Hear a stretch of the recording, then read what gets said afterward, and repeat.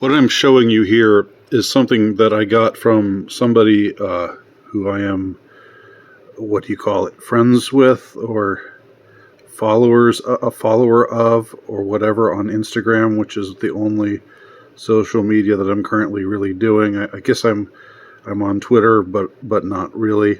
I barely ever post there, and I don't even know why I am there, frankly. But but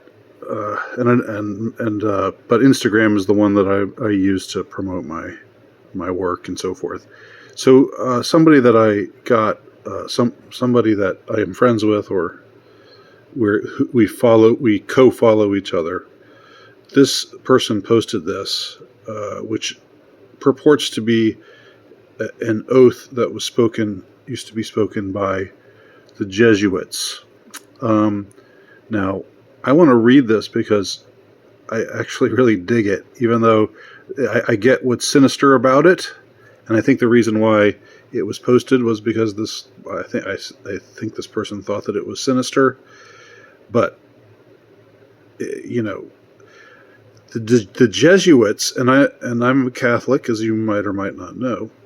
I'm a Catholic convert. Jesuits today are pretty pathetic. They are not what you would call based in any way, at least not unless they're playing this great game of 4D chess through dissimulation or dissembling. Maybe they are, but let's read this oath here. Maybe they are. I doubt that they are, but let's read this oath because I think it's kind of interesting. The Superior speaks, "My son, heretofore you have been taught to act the dissembler among Roman Catholics, to be a Roman Catholic, to be a spy even among your own brethren, to believe no man, to trust no man, among the Reformers to be a Reformer, among the Huguenots to be a Huguenot, among the Calvinists to be a Calvinist, among other Protestants generally to be a Protestant, and obtaining their confidence to seek, even to preach from their pulpits, to denounce with all the vehemence in your nature our holy religion and the Pope." here's the money shot. "And even to descend so low as to become a Jew among Jews." I'm just reading what it says, okay? That you might be enabled to gather all information for the benefit of your order as a faithful soldier of the Pope.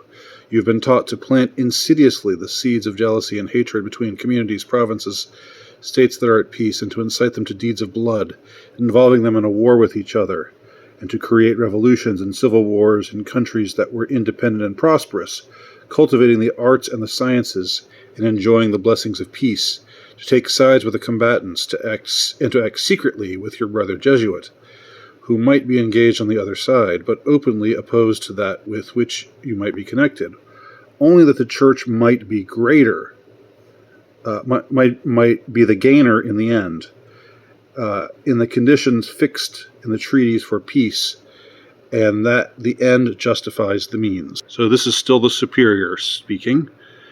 He says, "You have been taught your duty as a spy to gather all statistics, facts, and information in your power from every source, to ingratiate yourself into the confidence of the family circle of Protestants and heretics of every class and character, as well as that of the merchant, the banker, the lawyer, among the schools and universities, in parliaments and legislatures, and the judiciaries and councils of state, and to be all things to all men, for the Pope's sake, whose servant you are unto death. You have received all your instructions heretofore as a novice and neophyte, and have served as a co-adjurer, confessor, and priest, but you have not yet been invested with all that is necessary to command in the army of Loyola in the service of the Pope." Loyola was the founder of the Jesuits.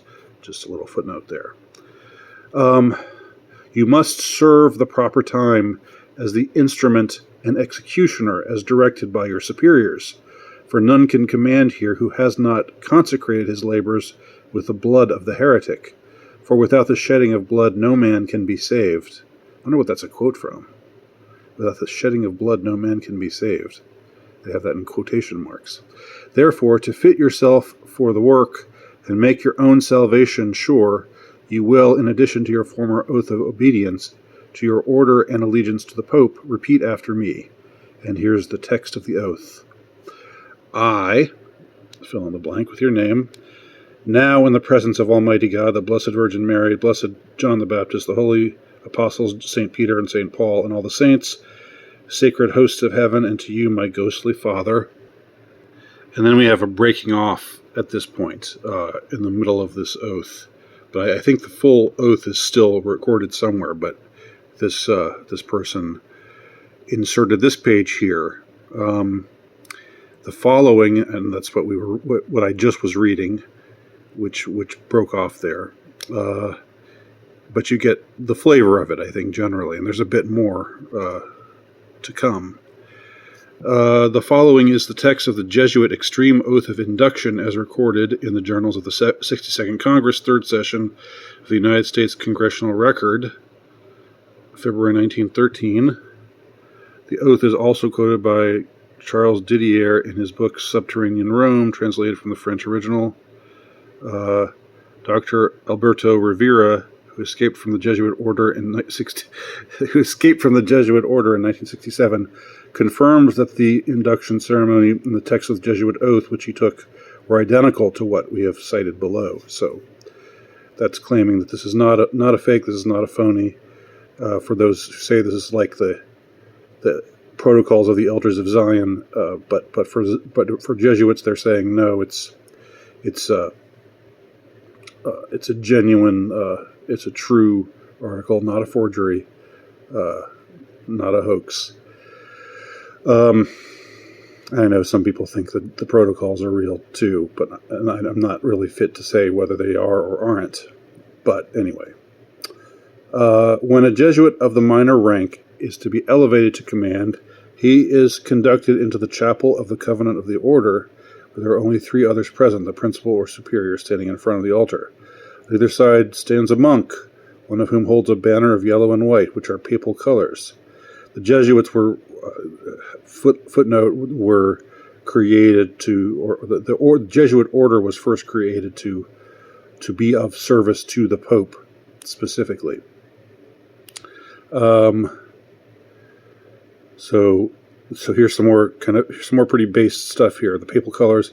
The other, a black banner with a dagger and red cross above a skull and crossbones, with the word INRI, and below them the words Justum Nectar Regis Impius, the meaning of which is, it is just to exterminate or annihilate impious or heretical kings, governments, or rulers. Ha ha ha! Let me say that again. It is just to exterminate or annihilate impious or heretical kings, governments, and rulers. Now, I don't endorse that, but I just wanted to repeat it for dramatic effect. So then we go back to the oath, which was cut off, and this is the end of the oath. How? Answer. And I'd really like to find the whole of this text. This is fascinating. So the director, the one who's leading this ceremony, asks, how? Answer. With a naked dagger, I, kneeling upon the cross, beneath the banners of the Pope and of our sacred order.